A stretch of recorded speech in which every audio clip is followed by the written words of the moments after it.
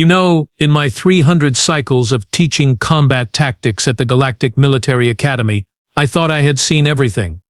Every species, every fighting style, every possible combination of limbs, claws, and attitude problem. My name is Zeph'ka, and I run the toughest combat evaluation program this side of the Andromeda Spiral. At least, that's what I told myself before the incident. The monthly evaluation was supposed to be routine. Another batch of cadets, another opportunity to separate the warriors from the space fodder. The training deck on Nexus Prime gleamed under the artificial lighting, its polished metal surface scarred from countless battles. Today's entertainment, 3 of my finest specimens against, well, let's just say the odds were laughably one-sided.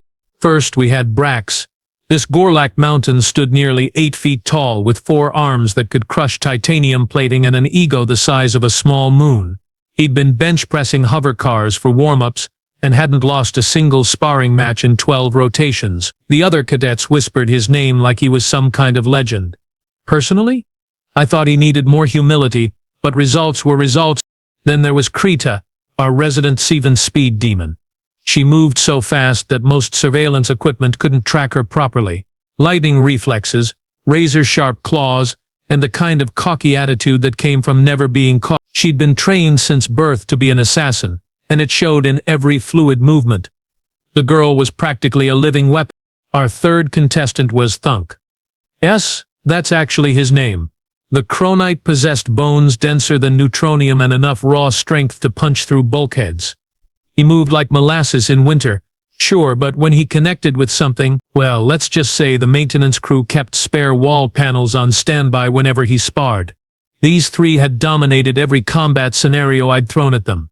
They were the pride of their respective species, destined for elite military units across the galaxy, which made today's matchup absolutely perfect.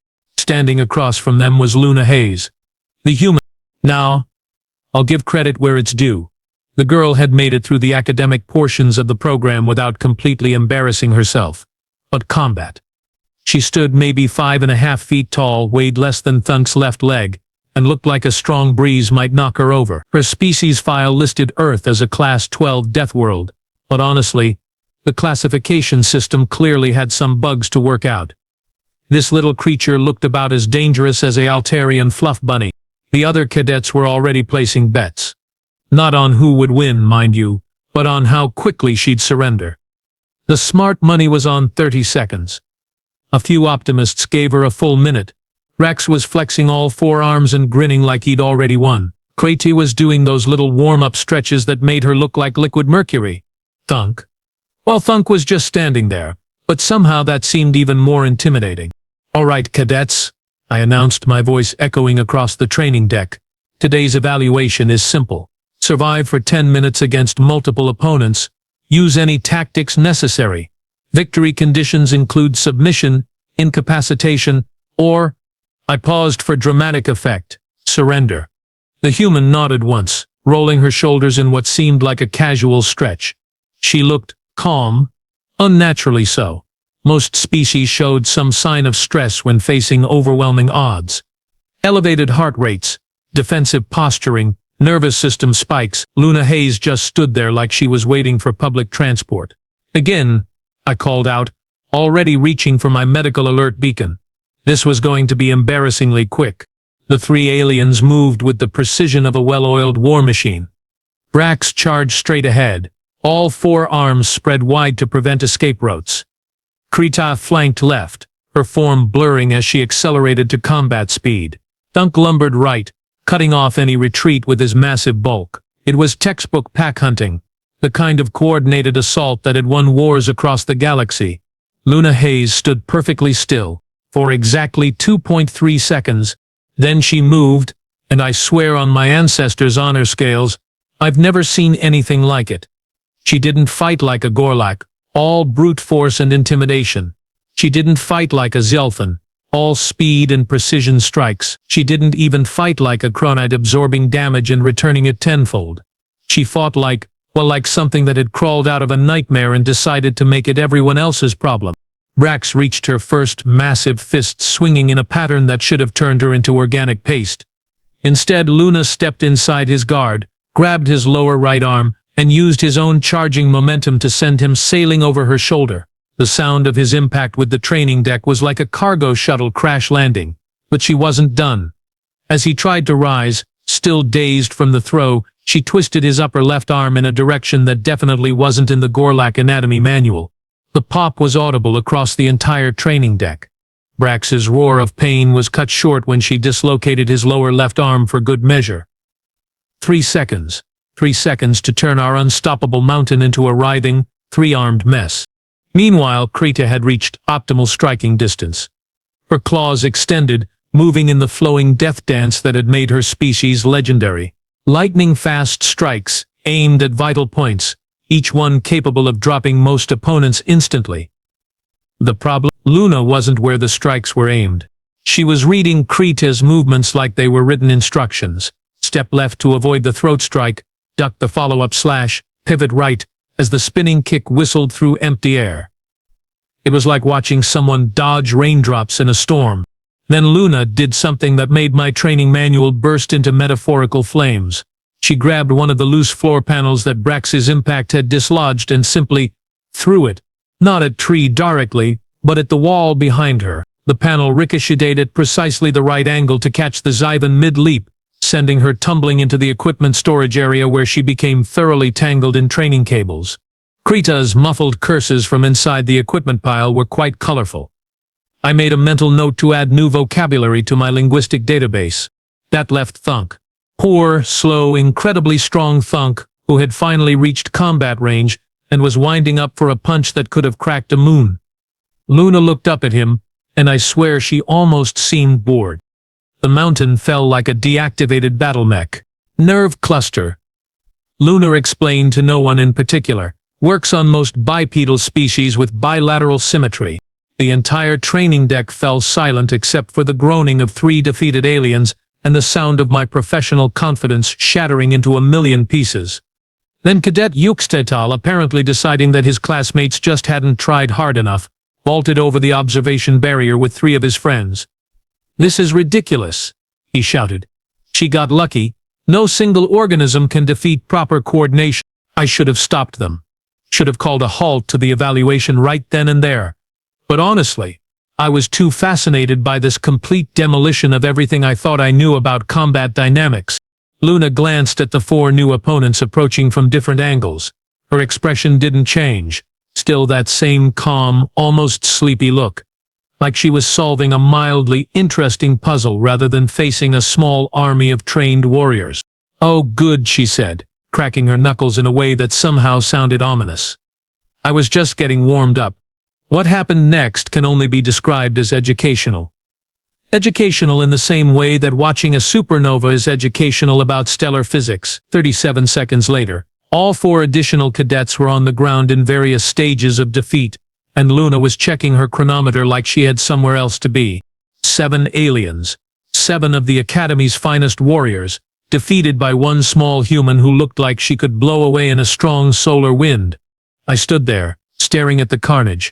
My 4 centuries of military experience crumbling like a stale nutrition bar. Everything I thought I knew about combat, about species capabilities, about the fundamental nature of warfare itself, had just been fed through a plasma shredder and scattered to the cosmic winds. "Cadet Hayes," I managed to croak, my voice synthesizer apparently as stunned as the rest of me. "Would you mind explaining what exactly just happened here?" Luna looked around at the groaning pile of defeated aliens like she was noticing them for the first time. "All this? Standard defensive patterns, really." Rex telegraphed his attacks from 3 meters out, so I used his momentum against him. Basic leverage physics. Basic defensive patterns. Environmental factors. Pressure points. She was talking about dismantling 7 trained warriors like it was a textbook exercise in elementary tactics. "But," I sputtered, "the combat classification system rates humans as Class C combatants, moderate threat level, suitable for support roles and non-frontline positions." Luna tilted her head, considering this. "Oh, that old thing. Yeah. I think whoever wrote that might have made some assumptions. See, the thing about Deathworlds isn't just that they're dangerous. It's that everything on them is trying to kill you. Every plant, every animal, every microorganism, every weather pattern. So humans didn't just learn to survive hostile environments. She paused, seemingly searching for the right words. We learned to become the thing that everything else is afraid of. The training deck's emergency lighting flickered, casting eerie shadows across the battlefield she'd created. In the distance I could hear the medical teams rushing toward us, but they seemed to be taking their time, probably didn't want to interrupt whatever was happening here. "I'm calling an emergency review of all human combat classifications," I announced to my recording device. "Priority Alpha. Full species capability reassessment required immediately." Luna brightened. "Oh, that's probably a good idea. I should mention I was holding back quite a bit since this was just a training exercise. Didn't want to actually hurt anyone seriously." Holding back. She was holding back. "Holding back," I repeated weakly. "Well, yeah. This is school, not actual combat. If this were real," she shrugged, "different story entirely." The medical teams finally arrived, rushing past me toward the groaning aliens. One of them, a healer-class Altarian, paused beside me. "Instructor Zeph'ka, what kind of weapon system caused these injuries?" I looked at Luna, who was now sitting cross-legged on the floor, completely relaxed. "Apparently," I said, "it was basic self-defense." Within 6 hours, new training protocols were streaming across every terminal in the academy. Special containment procedures for human combat training. They called them. Humans were now required to face holographic opponents only, unless specifically authorized by 3 separate department heads and a medical oversight committee. The insurance department had apparently gone into emergency session. Word spread through Nexus Prime faster than a quantum data burst. The Deathworld girl incident became legendary overnight. Cadets who hadn't even been there claimed they'd witnessed it firsthand. The story grew with each telling, until Luna had apparently defeated 30 opponents while blindfolded and reciting poetry. Which, knowing what I knew now, might not have been much of an exaggeration. I found myself reassigned to Human Integration Studies, a newly created department with exactly 1 student. Me. Apparently the Academy administration felt that someone who had so thoroughly misunderstood an entire species might benefit from additional education. They weren't wrong. "Instructor Zeph'ka," she said after one particularly tense class where no one would spar with her. "Did I do something wrong during the evaluation? Everyone's been acting weird." "Wrong." She was asking if single-handedly rewriting our understanding of galactic combat dynamics was wrong. "No, Cadet Hayes," I replied, finally understanding what humility felt like. "You did everything exactly right. That's the problem." She nodded thoughtfully as if this made perfect sense and headed off to her next class. Just another day at the academy for the girl who had accidentally terrified an entire space station. I made a note in my personal log: never underestimate a Deathworlder. Ever. Some lessons, I reflected, are worth learning the hard way.